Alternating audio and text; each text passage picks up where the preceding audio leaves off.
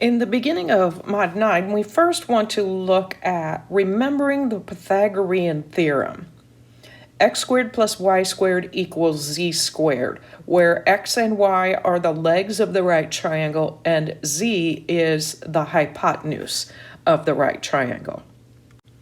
If we have a right triangle within a circle, we can replace z squared with r squared because now the hypotenuse is a radius. So now the Pythagorean becomes x squared plus y squared equals r squared. Now we're going to do some algebra and divide all of the terms by r squared.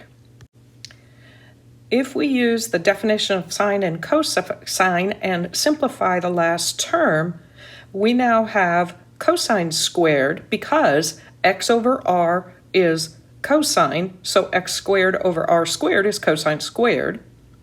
Y over r is sine, so we have plus sine squared equals 1. This is what is known as the Pythagorean identities. We can write these identities in other forms, and so we are going to look at that next. Typically, the basic Pythagorean identity with sine and cosine is written with sine squared first. It is not wrong to have cosine squared first, as we had up above. So sine squared of theta plus cosine squared of theta equals 1. We can write this in alternative forms just by solving the equation for either sine squared or cosine squared. For example, we could say that sine squared theta equals 1 minus cosine squared theta by subtracting cosine squared from both sides. Now the third possibility for this identity is to subtract sine squared from both sides, and you would have cosine squared theta equals 1 minus sine squared theta. Now that we know the three versions of the sine and cosine version of the Pythagorean identity, we're going to look for the other versions. I'm going to start with the basic of sine squared plus cosine squared equals 1. If I take this identity and divide all of the terms by cosine squared,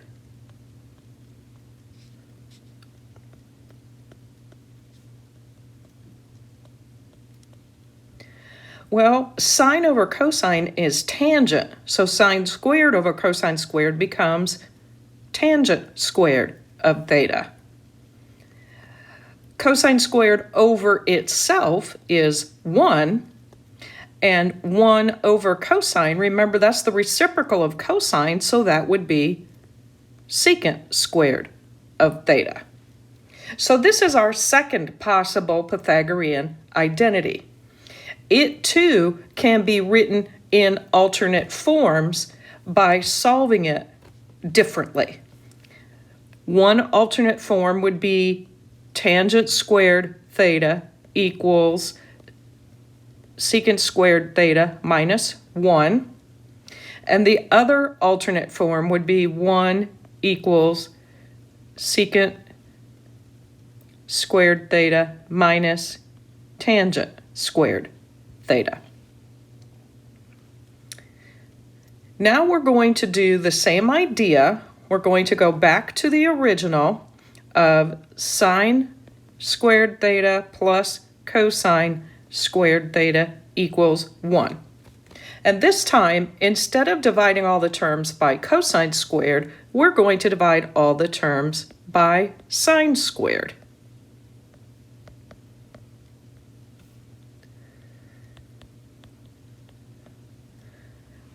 Well, sine squared over sine squared equals 1.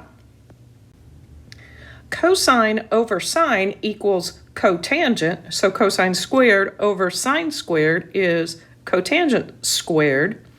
And 1 divided by sine squared means the reciprocal of sine squared, which is cosecant squared theta. So this is your third version of the Pythagorean identities. Just like the other two, we can solve this and get different versions of it. So the first version is 1 equals cosecant squared theta minus cotangent squared theta. And the second version is cotangent squared theta equals cosecant squared theta minus 1.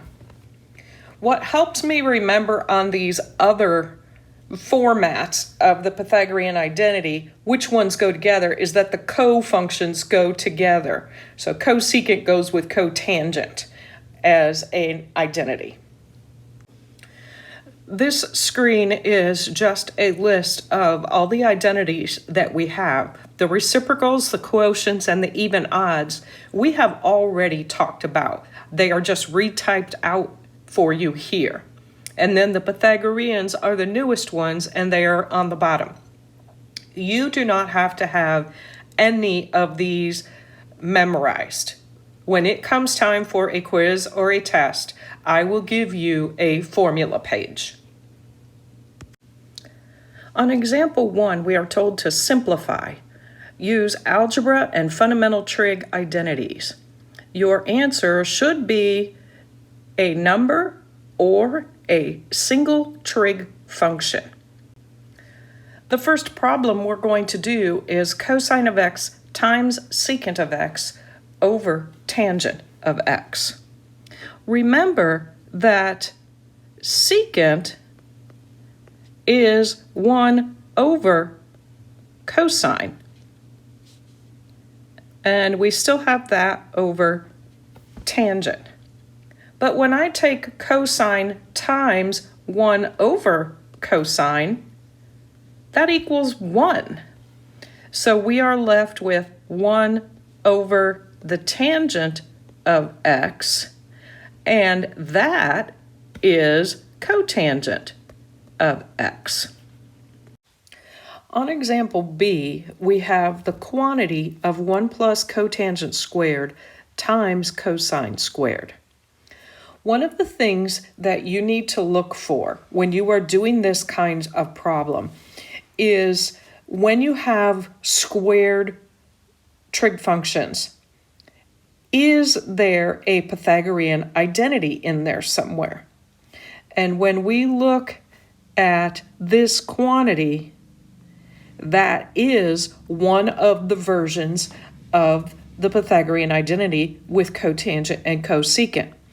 So we can rewrite that quantity as cosecant squared of x times cosine squared of x. Now, as a general rule, you want to change things into sines and cosines if you can't think of anything else to do. And you need to recognize that cosecant squared is the reciprocal of sine squared. So this is going to be equal to 1 over sine squared of x. I'm not going to change the second part of this because it's already a cosine. Now, technically, this is cosine squared over 1. And if you do your fraction rules, you will get cosine squared of x over sine squared of x. Well, that equals cotangent squared of x. Now we are down to a single trig function, so our answer is complete. On example C, in looking at this, we do have a bunch of squared functions, but as it stands right now, none of this is actually a Pythagorean identity. But notice that the first term has a cosine squared, and so does the second term. So we are going to factor out cosine squared of x.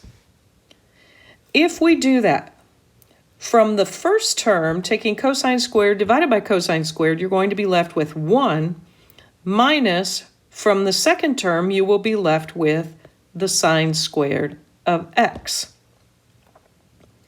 Now you need to notice that this is one of the versions of the Pythagorean identity. So we are going to rewrite that using what it equals. It equals cosine squared of x. Well, now I have cosine squared of x times cosine squared of x. That equals cosine to the fourth of x. And that would be your answer. We talked about cofunctions earlier in the semester, but as a reminder, I have put them up here for you. What you need to remember is that the functions that are cofunctions will have the same word in them, but one of them has co on the front. So sine is a cofunction to cosine. Tangent is a cofunction to cotangent. Secant is a cofunction to cosecant. They are related to each other because the sine of x is the cosine of 90 minus x. This comes from when we talked about right triangles earlier in the semester. And then conversely, if you know the cosine of x, then you can figure out the sine by doing 90 minus x. Hopefully that jars a little bit of memory for you. On example 2, we are asked to rewrite an equivalent expression by using cofunctions. So if the function that we are given is cosine, like on example A, its cofunction is sine. And to find what angle we need, we should do 90 minus 42. Well, that comes out to be the sine of 48 degrees. On B, if our function is secant, then its cofunction will be cosecant. To find the angle, we take 90 minus 53, which will give us the cosecant of 27 degrees. On example 3, we are asked to prove the identity. On A, our identity that we are asked to prove is that the quantity of 1 minus cosine squared times secant squared equals tangent squared. When you are proving an identity, you are trying to show that you can make one side equal to the other side. Generally, we want to work on the more complicated side and try to make it equal the simpler side. And in looking at this one, the left side is clearly the more complicated side. So I'm going to look at this left side and see what I notice. Hopefully you all see that in this parentheses, that quantity is one of the Pythagorean identities.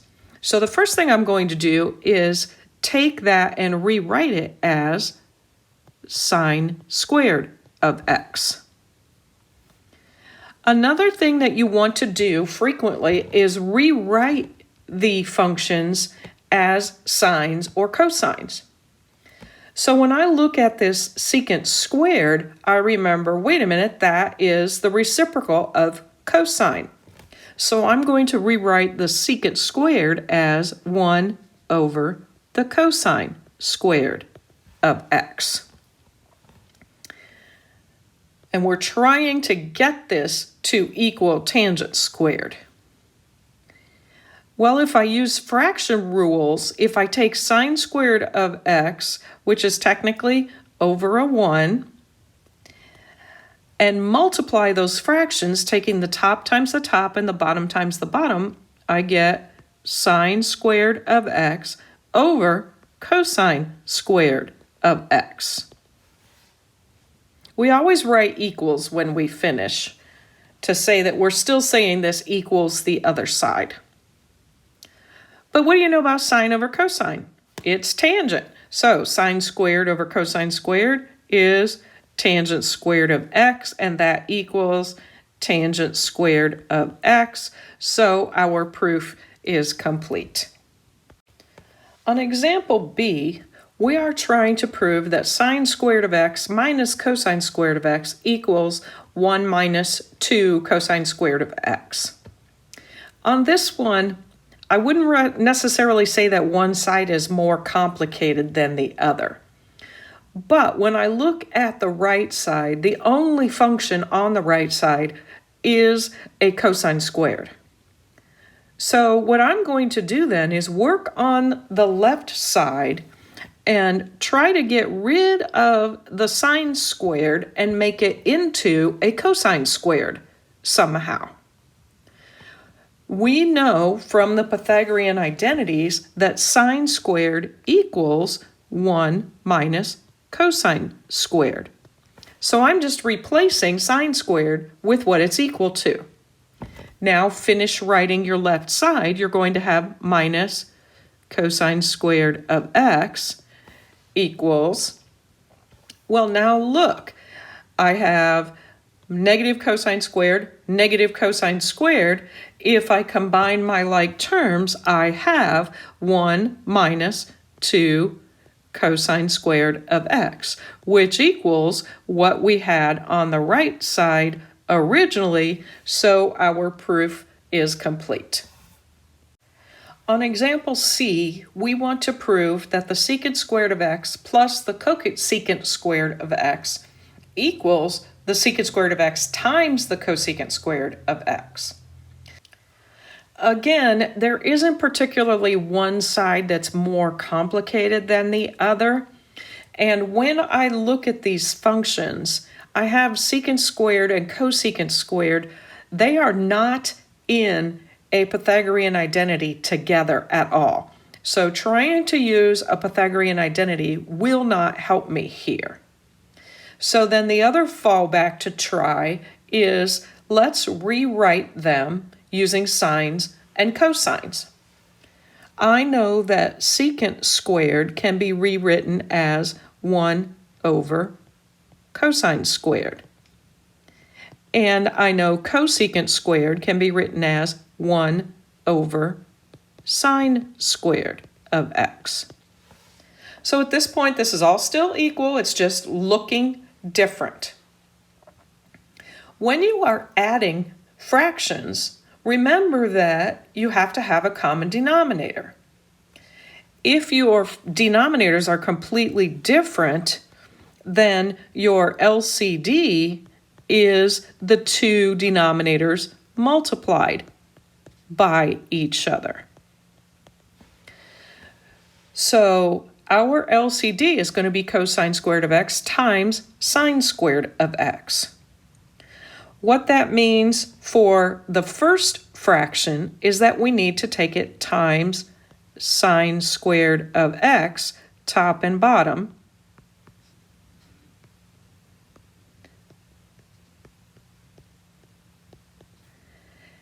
and then for our second fraction, we need to take it times cosine squared of x, because that's the part of the denominator that's missing. Now we're just going to do algebra and follow fraction rules. Sine squared of x times 1 gives me sine squared of x over, multiplying the bottom, you'll get sine squared x times cosine squared x plus, on the second fraction, 1 times cosine squared gives you cosine squared x over, the denominator is sine squared x cosine squared x. Well, now, since we do have common denominators, fraction rules say add your numerators, leave the denominator alone. So it will become sine squared x plus cosine squared x over sine squared of x times cosine squared of x. Now, hopefully, this numerator is jumping out at you. Sine squared of x plus cosine squared of x equals 1. So we have 1 over sine squared x times cosine squared of x. So it took a lot of work, and we got it down to a much simpler fraction. And look at where we're trying to go. We're trying to get a secant and a cosecant. And those are the reciprocals of sine and cosine. So a little fraction trick, and this is just fraction rules again, is that we can split that one fraction into two fractions that are 1 over sine squared of x times 1 over cosine squared of x. But I know that 1 over sine squared equals cosecant squared of x, and that 1 over cosine squared equals secant squared of x, and that equals what we were trying to get to, which was secant squared of x times cosecant squared of x. And we have reached our proof. On example D, we are asked to make cosine of x over 1 plus sine of x equal to secant of x minus tangent of x. In this one, I would consider the fraction to be the more complicated side. And right now, looking at this, we have no squares anywhere. So we don't have any way of using a Pythagorean identity. But there's a little trick that we are going to do. We're going to leave the fraction on the left side as is right now. And then we are going to take it times the conjugate of the denominator. You have done conjugates before in radicals. In a term like this, it's going to be the same items, but you change the sign. But whatever you do to the bottom of a fraction, you want to do to the top of a fraction. This means that we are taking the fraction times 1, so we are going to make it look different, but we're not changing the value of it. So we're not going to do anything to that numerator except just write it as cosine of x times the quantity of 1 minus sine x. What we are going to do for the denominators is use FOIL. So in our denominator, we will have 1 minus sine of x plus sine of x minus sine squared of x. Well, looking in the middle here, negative sine, positive sine equals 0. So now we still have our numerator as it was originally.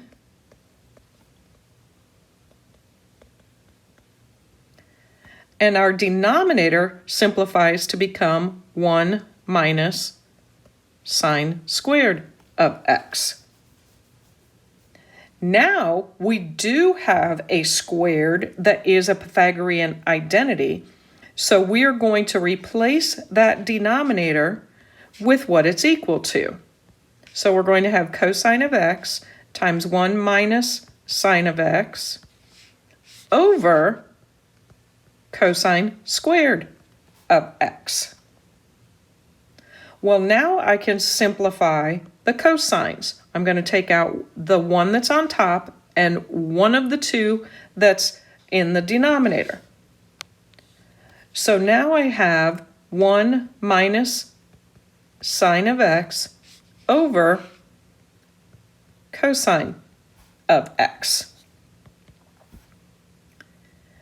Again, we're falling back on fraction rules. we can rewrite that single fraction as two separate fractions that are 1 over cosine of x minus sine of x over cosine of x. What do you know about 1 over cosine? It equals the secant of x, and sine over cosine equals the tangent of x, and that's what we were trying to get to. So our proof is complete.